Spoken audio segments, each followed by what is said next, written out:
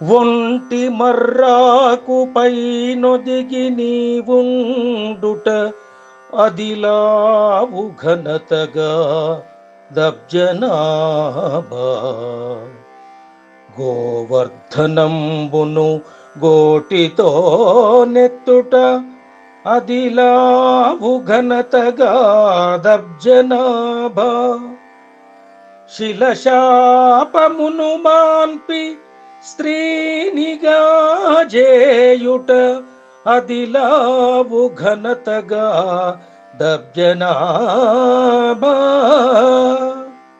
కూర్మంబువై నీవు కొండను మోయుట అదిలావు ఘనతగా దబ్జనాభా.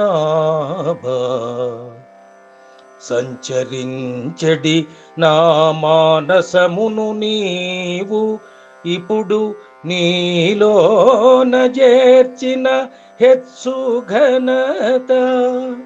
చక్రధర ధర్మపురి ధామ సార్వభౌమ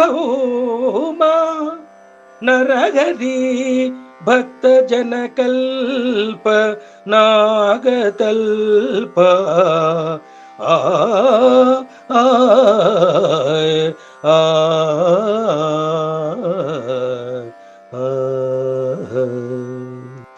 భావం: నీవు ఎక్కడో ఏదో ఘనకార్యం చేస్తే నాకు కలిగింది ఏమి?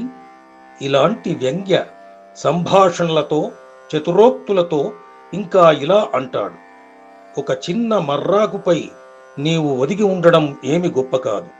గోవర్ధన పర్వతాన్ని గోరుతో ఎత్తడం కూడా ఏమీ గొప్ప కాదు.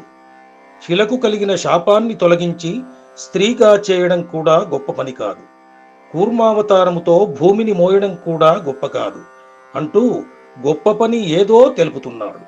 స్థిరంగా లేనటువంటి అటూ ఇటూ సంచరించే నా మనసును నీ వైపు తిప్పుకొని నీలో కలిపేసుకుంటే అది ఇంకా గొప్పతనమంటాడు.